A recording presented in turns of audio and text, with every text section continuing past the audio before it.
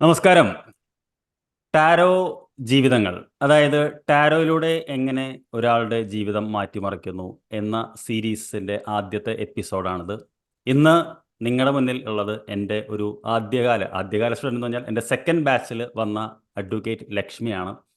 അവർ ഒരു ക്രിമിനൽ ലോയറാണ്. ശരിക്കും അവർ full time advocate ആണ്. പക്ഷേ അവരുടെ ഒരു പാഷൻ കൊണ്ട് അവർ ടാരോ പഠിക്കുകയും അത് ചെറിയ രീതിയിൽ ഇപ്പോൾ പ്രാക്ടീസ് ചെയ്യുകയും ചെയ്യുന്നുണ്ട്. അപ്പോൾ എന്താണ് അഡ്വക്കേറ്റ് ലക്ഷ്മി എന്ന് പറയുന്ന വ്യക്തിയുടെ ടാരോ അനുഭവം എന്നറിയാൻ താങ്കൾക്ക് താല്പര്യമില്ലേ? ആദ്യമായിട്ടാണ് ചാനലിൽ വരുന്നതെങ്കിൽ ചാനൽ ഇത് കണ്ട് ഇഷ്ടപ്പെടുകയാണെങ്കിൽ ലൈക്ക് ചെയ്യാനും സബ്സ്ക്രൈബ് ചെയ്യാനും മറക്കരുത്. അപ്പോൾ സ്വാഗതം advocate Lakshmi ma'am, for sharing your story. Welcome. Thank you sir. Thank you sir. Okay. അപ്പോൾ പൊതുവേ നമ്മളെല്ലാം ഒരു പ്രശ്ന സമയത്താണ് ടാരോയിലേക്ക് വരിക എന്നാണ് പറയാൻ സാധ്യതയുള്ളത്. എങ്ങനെയാണ് ആദ്യമായിട്ട് ഈ ടാരോയിലേക്ക് വരാനുണ്ടായ അനുഭവം എന്ന് ഒന്ന് പങ്കുവയ്ക്കാമോ? Okay sir. സർ, എനിക്ക് കുഞ്ഞുനാൾ മുതലേ എനിക്ക് ഈ ഫ്യൂച്ചറിനെ പറ്റിയും ഈ ജ്യോതിഷപരമായിട്ടുള്ള ഓരോ കാര്യങ്ങളും എനിക്ക് അറിയാനോട് ഒരുപാട് താല്പര്യം ഉണ്ടായിരുന്നു. ആ താല്പര്യം വന്നത് എന്ന് വെച്ച് കഴിഞ്ഞാൽ എനിക്ക് കുട്ടിക്കാലം മുതലേ എന്താണ് ഇനി നടക്കാൻ പോകുന്നത്, ഒരുപാട് ഓവർ തിങ്കിങ് ഒക്കെ ചെയ്ത് ഓരോ ക്വസ്റ്റ്യൻസ് സ്വന്തമായിട്ട് ഇങ്ങനെ ഡെവലപ്പ് ചെയ്ത് എൻ്റെ അമ്മയോടാണെങ്കിലും അച്ഛനോടാണെങ്കിലും എൻ്റെ അടുത്ത് ക്ലോസ് ആയിട്ടിരിക്കുന്ന ആൾക്കാരോടാണെങ്കിലും ഞാൻ ഓരോ ക്വസ്റ്റ്യൻസ് ഇങ്ങനെ ചോദിച്ചുകൊണ്ടിരിക്കുന്ന ആളായിരിക്കും. അപ്പം അവർക്ക് തന്നെ എൻ്റെ ക്വസ്റ്റ്യൻസിന് മറുപടി പറയാൻ പറ്റാത്ത അവസ്ഥയായിരിക്കും. അതായത് അവരെ വിഷമിക്കുന്ന ക്വസ്റ്റ്യൻസ് ഒക്കെ ആയിരിക്കും ഞാൻ ചോദിക്കുന്നത് തന്നെ. ഓരോ ആൾക്കാർക്ക് ഇഷ്ടക്കേടും ഉണ്ടാവും നമ്മളിങ്ങനെ ചില ക്വസ്റ്റ്യൻസും ഒക്കെ ചോദിക്കാം. അപ്പൊ ഞാൻ വിചാരിച്ചു ഞാൻ തന്നെ ഇത് പഠിച്ചു കഴിഞ്ഞാൽ ഏറെക്കുറെ എനിക്ക് തന്നെ എന്റെ ചോദ്യത്തിന് ഉത്തരം കിട്ടുമല്ലോ. അങ്ങനെ ഞാൻ ആസ്ട്രോളജി പഠിക്കാൻ പോയപ്പോഴത്തേക്ക് എനിക്ക് അത് എന്നെ കൊണ്ട് പറ്റുന്നില്ലെന്ന് മനസ്സിലായി. ഞാൻ കുറെ ക്ലാസ് അറ്റൻഡ് ചെയ്തിട്ട് എനിക്ക് പറ്റുന്നില്ല. അങ്ങനെ ഇടയ്ക്ക് എല്ലാവർക്കും ഒരു മാനസിക വിഷമം വരുമല്ലോ, ചോദ്യങ്ങൾക്ക് ഉത്തരം കിട്ടുന്നില്ല. ആ ഒരു അവസ്ഥ എന്റെ ജീവിതത്തിൽ വന്നപ്പോഴത്തേക്ക് എന്തെങ്കിലും അതിനെ ഓവർകം ചെയ്യാൻ എന്തെങ്കിലും ഉണ്ടോ എന്ന് ഞാൻ സെർച്ച് ചെയ്യാൻ തുടങ്ങി. എന്റെ ജീവിതത്തിൽ ആ ഒരു സാറിന്റെ അടുത്ത് ഞാൻ ക്ലാസ്സിന് വരുന്ന സാറിന് മെസ്സേജ് അയക്കുന്ന ആ ഒരു സമയം വരെ എനിക്ക് ഈ ഒരു കാർഡിനെ പറ്റി അറിയത്തില്ല.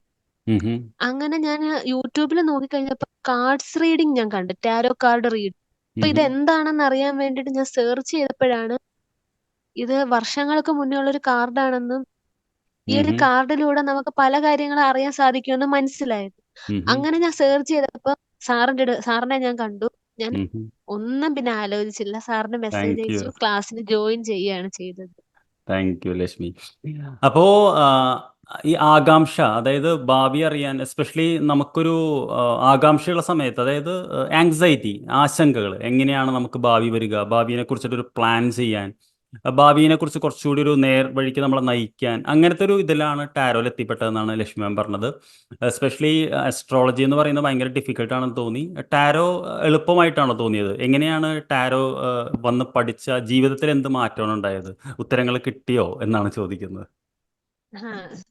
ഉത്തരങ്ങൾ കിട്ടിയെന്ന് വെച്ച് കഴിഞ്ഞാൽ എനിക്ക് ഒത്തിരി ചോദ്യങ്ങൾക്ക് ഉത്തരം കിട്ടി.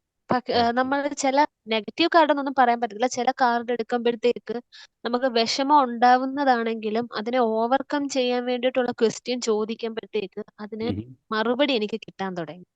പിന്നെ എനിക്ക് കേസ് സംബന്ധിച്ചാണെങ്കിലും ചില സമയത്ത് ഈ ക്ലയൻസ് വളരെ 100% വിശ്വാസത്തോടു കൂടി എന്നെ കൊണ്ട് ഏൽപ്പിക്കും. ഞാൻ സാധാരണ ഒരു അഡ്വക്കേറ്റ് കാശ് വാങ്ങിച്ച് നിങ്ങളുടെ വിധി എന്ന് പറയാത്ത രീതിയിലാണ് ഞാൻ ഓരോന്നും ചെയ്തുകൊണ്ടിരിക്കുന്നത്. അപ്പൊ എനിക്ക് ആരെങ്കിലും ഫീസ് തന്നിട്ടുണ്ടെങ്കിൽ ഞാൻ 100% കമ്മിറ്റ്മെന്റ് അവരുടെ അടുത്ത് വെക്കാറുണ്ട്. അപ്പൊ എനിക്ക് മിക്കപ്പോഴും ഭയങ്കര മാനസിക വിഷമം വന്നിട്ടുണ്ട്, ഈ കേസ് വിട്ട് ഞാൻ എങ്ങനെ പോകും എന്നൊക്കെ ആലോചിച്ച്. അപ്പൊ എന്റെ കേസിന് ഒരുപാട് സഹായിച്ചിട്ടുണ്ട് ഈ കാർഡുകൾ. എങ്ങനെ കോടതിയിൽ വരുമ്പോഴത്തേക്ക് എങ്ങനെയുള്ള രീതിയിലുള്ള ഒബ്ജക്ഷൻ ആയിരിക്കും ഞാൻ ഫേസ് ചെയ്യേണ്ടി വരുന്നത്, എന്തൊക്കെയാണ് അവിടെ മറുപടി പറയാൻ വേണ്ടിയിട്ട് എന്തൊക്കെ മുൻകരുതലാണ് ഞാൻ കോടതിയിൽ എടുക്കേണ്ടത് എന്നൊക്കെ ഉള്ള ഒരു ഉത്തരം എനിക്ക് കാർഡിലൂടെ കിട്ടിയിട്ടുണ്ട്.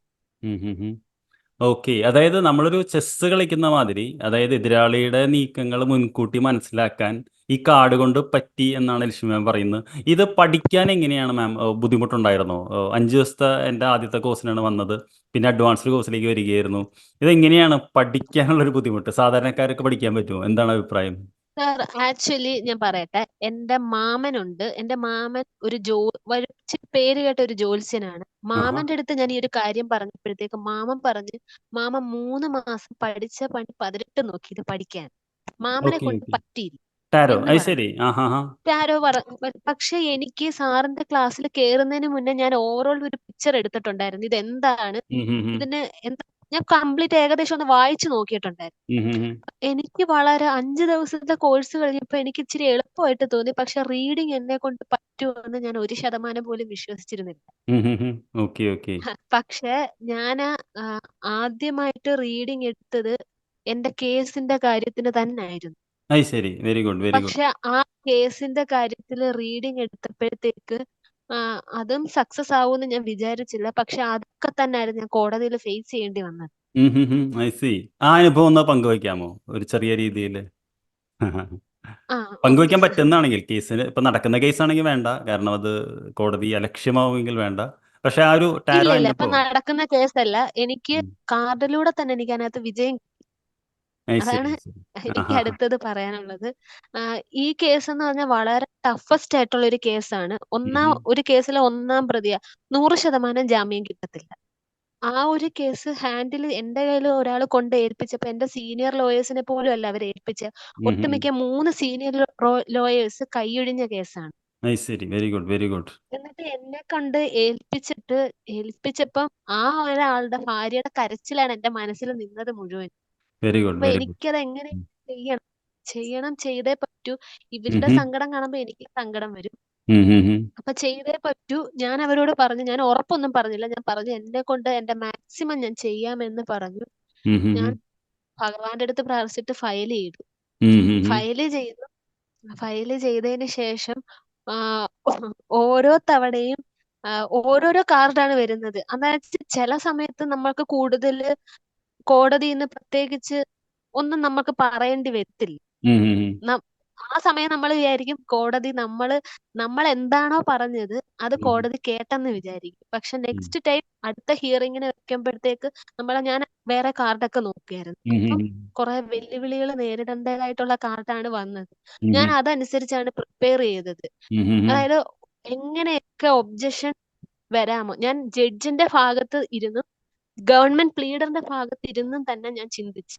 എങ്ങനെയൊക്കെ ആയിരിക്കും ഇവര് ക്വസ്റ്റ്യൻ ചോദിക്കാനിരിക്കുന്നത്, ഗവൺമെന്റ് പ്ലീഡർ എന്തൊക്കെ ഒബ്ജക്ഷൻ ആയിരിക്കും വെക്കാനിരിക്കുന്നത്, അതും കാർഡിലൂടെ എനിക്ക് മനസ്സിലായി. അപ്പൊ ഗ്രേറ്റ്. ഞാൻ അതനുസരിച്ച് എന്ത് ഒബ്ജക്ഷൻ വന്നാലും പറയേണ്ട കംപ്ലീറ്റ് കാര്യങ്ങൾ ഞാൻ പ്രിപ്പയർ ചെയ്തു.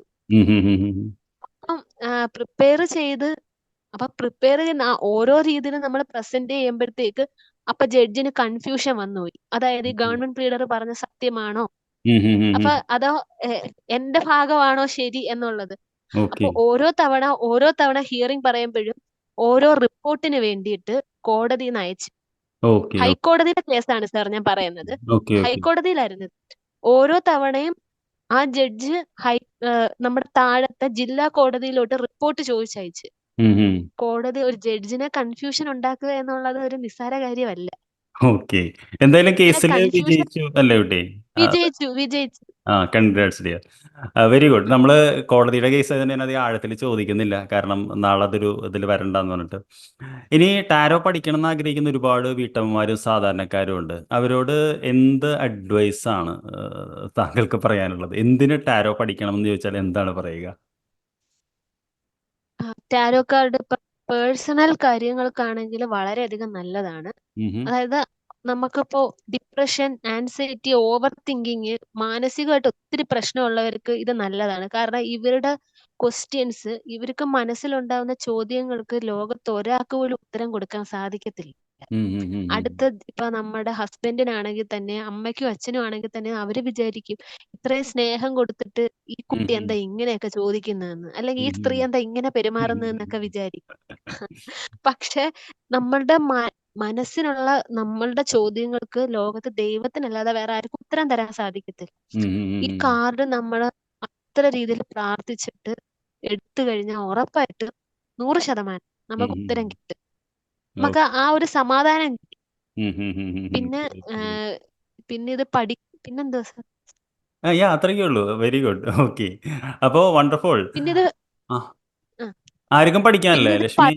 എന്താണ് ആർക്കും പഠിക്കാം. നല്ലൊരു ഇൻട്രസ്റ്റ് വേണം.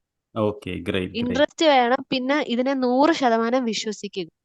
എത്ര എനിക്ക് അതേ ഡെക്ക് ഉണ്ട് പറയാനുള്ളൂ. കയ്യില് കുട്ടിയുടെ? എത്ര ടാരോ ഡെക്ക് ഉണ്ട്? സർ, എന്റെ കയ്യില് എന്റെ കയ്യില് 2 ടാരോ കാർഡ് ഉണ്ട്. ഇത് ആ ഒരെണ്ണം. ഓക്കെ. പിന്നെ കോമൺ റൈഡർ ആൻഡ് വൈറ്റ്. പിന്നെ സർ പിന്നെ എന്റെ കയ്യിലുള്ളത് ആ yeah ancient Indian tarot cards. Great great Indian great. Tarot അതുണ്ട്. പിന്നെ എന്റെ കയ്യില് 2 ഓറക്കിൾ കാർഡ്സ് ഓറക്കിൾ ഉണ്ട്. ഡെക്ക് അത് വെരി ഗുഡ്.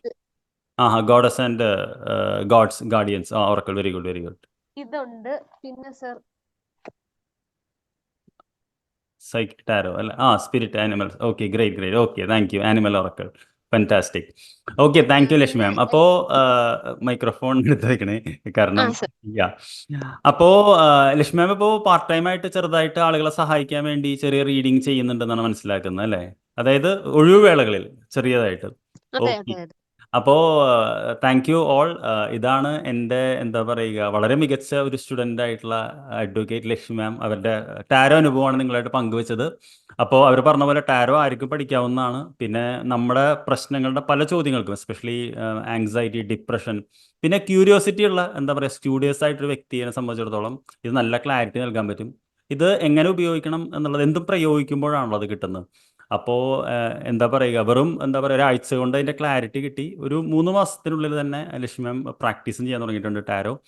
അപ്പോൾ നിങ്ങൾക്ക് എന്താ പറയുക നല്ലൊരു റീഡിങ് കിട്ടണമെന്നുണ്ടെങ്കിൽ താഴെ ഡിസ്ക്രിപ്ഷനിൽ ഞാൻ മാമിൻ്റെ നമ്പർ ഷെയർ ചെയ്യുന്നുണ്ട്.